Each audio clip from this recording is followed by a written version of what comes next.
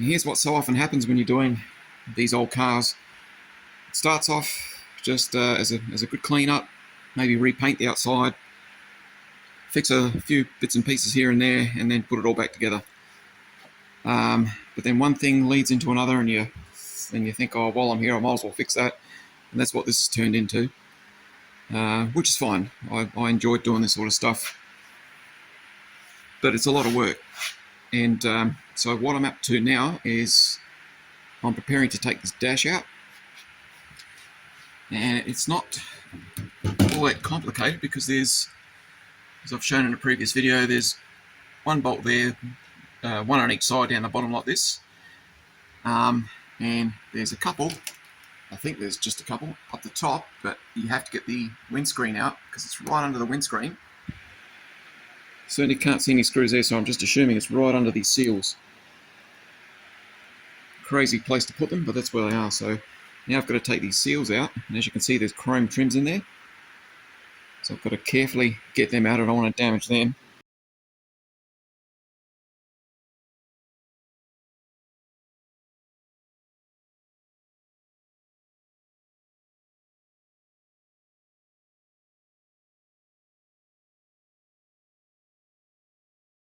There's our metal, plastic.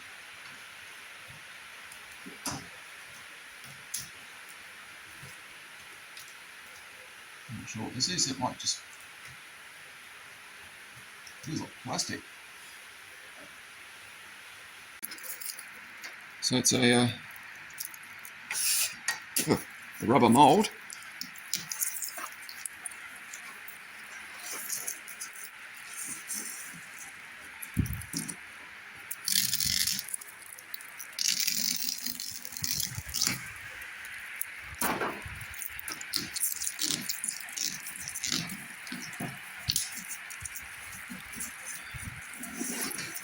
That's fairly painless.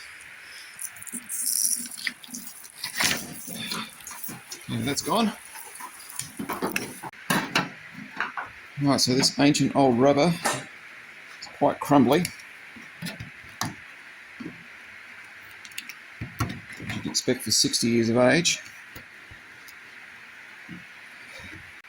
Okay, so this seal has been coming off pretty easily just using this this lever tool. I'm only pulling at the top part. It was actually one piece, including this, but the top part is separating.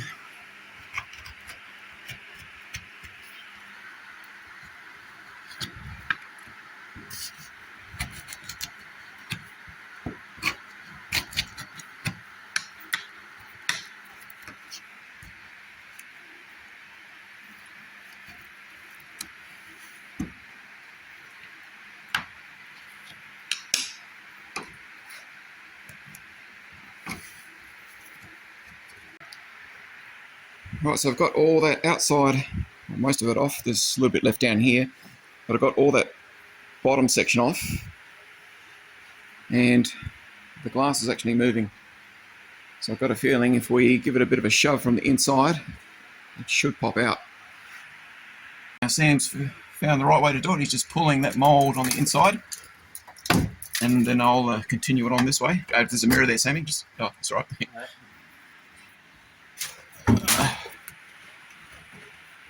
Pull that away. Alright, so my rubber trim has come out from the inside. Pull that away. Let me get out the car. And let's push it forward. And there we go, we're out. One windscreen. So let me put this somewhere safe. So we have our windscreen out. And the whole purpose for doing that, of course, was to get this dash out and to find these infamous hidden bolts. And there they are. There's one of them. You can see that. There's one there. What a crazy place to put them. There's another one hiding under there. So let me just clean this mess up. Let's have a better look now. And there they all are. There's all those bolts. So there's one there, 2, 3, 4, 5. 5 bolts up the top, and just a couple, or there's one here and one on the other side.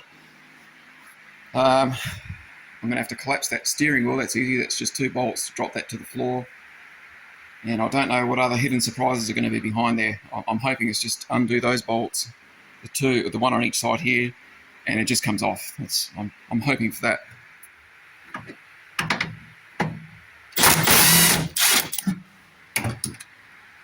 I've had these out before, so they'll come out relatively easy. I'm going to use my head to hold the steering wheel up here while I do this one.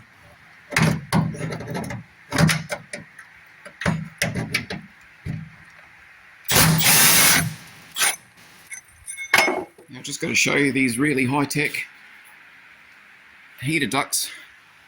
Have a look at this. Want maximum heat? Well, you just open the door and let as much out as you can, or cooling or whatever. That's pretty cool. I don't know where the door is on the other side because that one's missing. Oh, here it is here. It broke off, so I'll have to find a way to fix these things up and get them restored as well. Got a neat little idea. Okay, with that little side bolt out, the dash is free.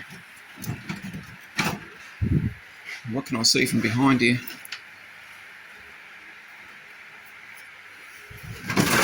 Whoa.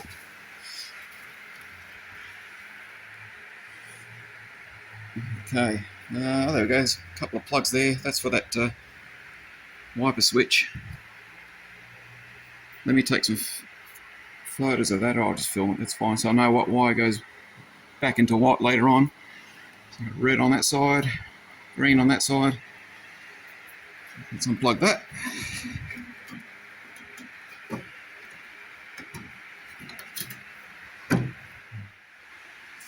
Now, one thing I should have done before going this far, and of course there's no way to know this unless you've done these before, I just thought there was one bolt under here. Hard to get under there now.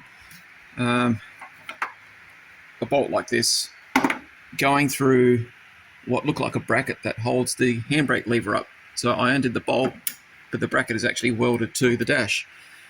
And you can see what I mean by that bracket underneath. Go under there. There's this bracket right here, which is where that bolt, I took that bolt out from there, and it looks like this bracket's going to come away, but it's not. It's attached to the dash. And what I was hoping was just to remove this pin here, and that's probably going to be my best bet, because I think if I can pull that pin away, this will collapse downwards and I can just free the whole dash. So I might persist in trying to get this out. Right, so finally I might have cracked the code to get the dash out. The handbrake, getting the handbrake out of the way, there's a cotter pin going through this plastic section, through the stem. I'm just in the process of knocking the pin out. My theory is pull the handle off and then with help from the other side there, get someone to help me pull the dash out and slide it over so as the dash comes out. I'm thinking this whole section here, which is welded to the dash, is just going to come out with the dash and slide over the handbrake lever. So let me just knock that pin out. Alright, so I've got it out. It's actually metal, it's not plastic. Solid metal. Alright, so I finally got that handle off. I've disconnected the choke cable from the carby, and I've just pulled that through. It's all here. Now hopefully this whole thing will just come out. There we go.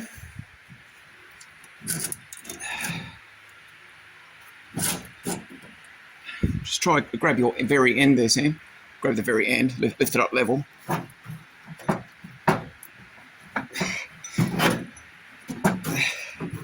Alright, that's not going to come. Alright, let it go. More investigating.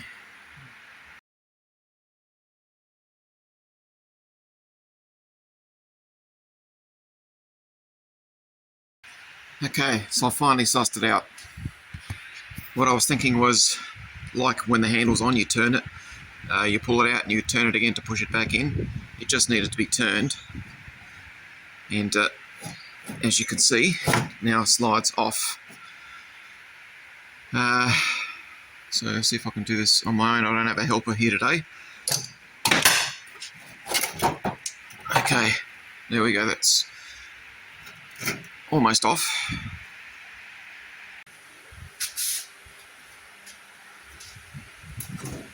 Okay, we're free.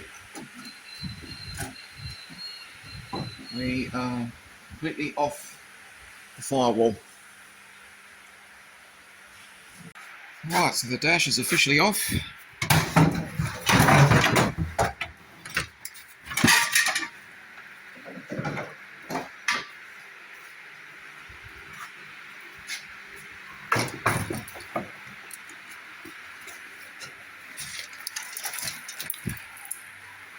And out of the car. What I can now see is the whole reason why I got the dash out in the first place, that rust in that corner. It's got to be repaired. So I've just taken out that duct from under the firewall here, and it's just a couple of large hooks or barbs that clip over. I don't know if you can see this.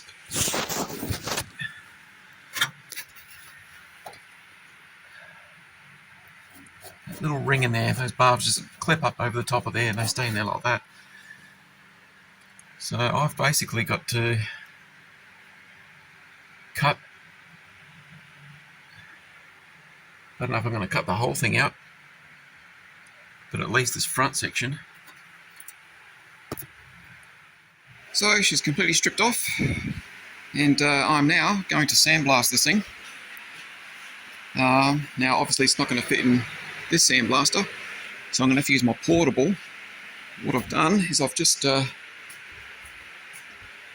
back from Kmart and bought myself a little tent, and this is going to be the sandblasting booth for, well really just for that, because there's nothing else that size that I need to blast, I don't think. It was only about $40, so that's okay. So let me set all this up.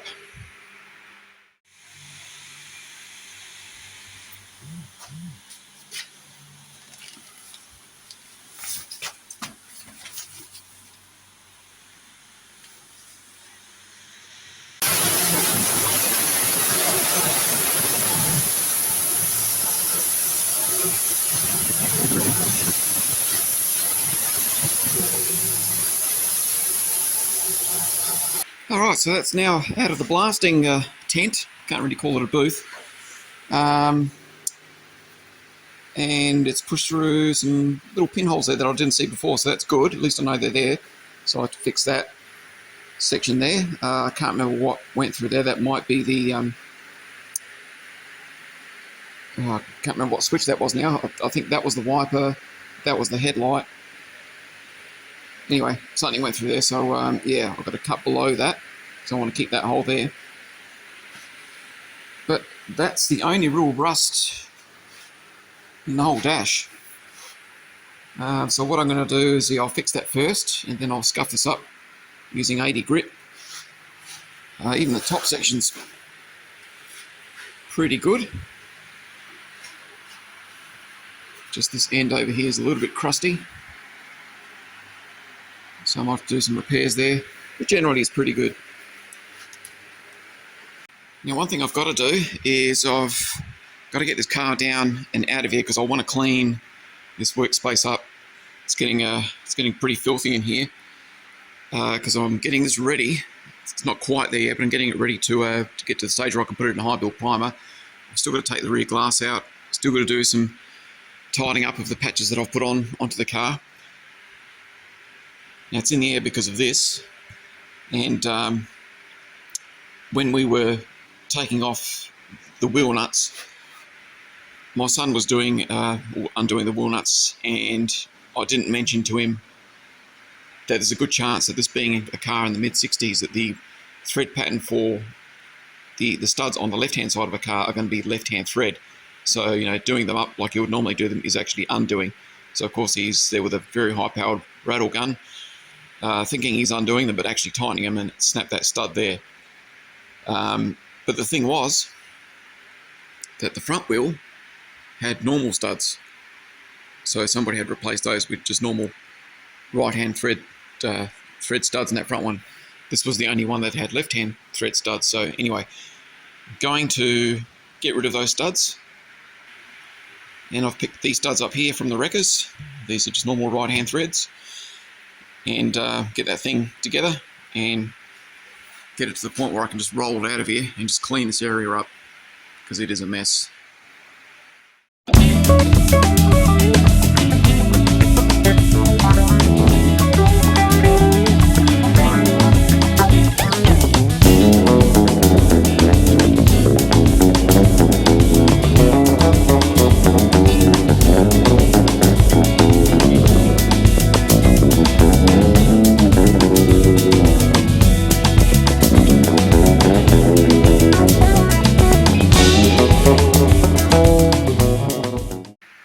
Now, in the end, I could have done all this in the vise. I didn't actually need the press to take them out, because then I realised at the end it was too awkward to press them in using that.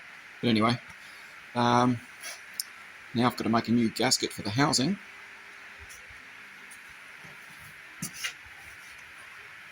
So it looks like there was something in here. Or is it still on there? Oh, it's still on there. Okay. Let's take that off and make a new one. So there's my homemade axle housing gasket. Just put some goop on that and stick that on.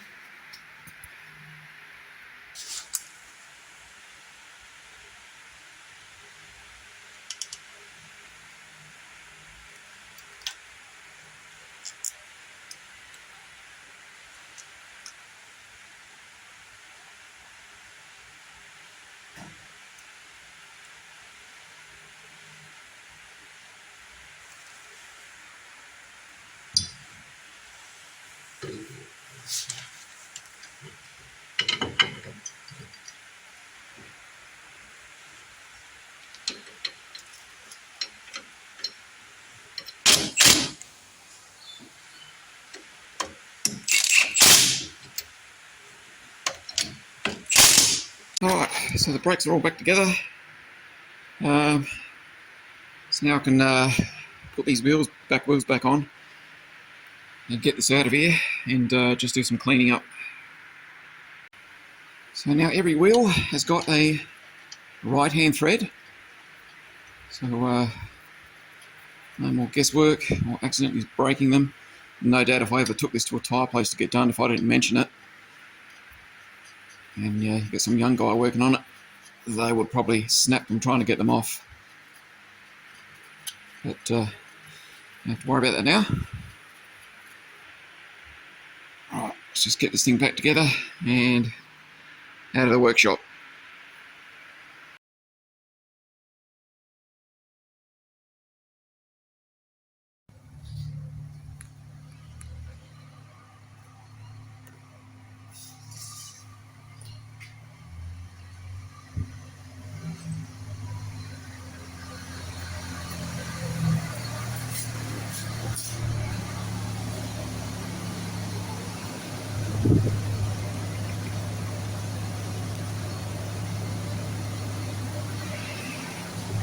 Halos have just gone out.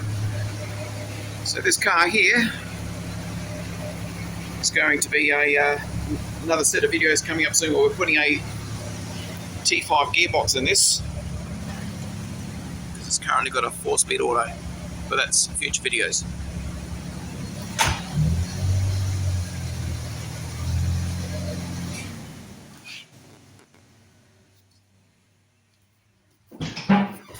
Yeah, your driver side halos have gone out.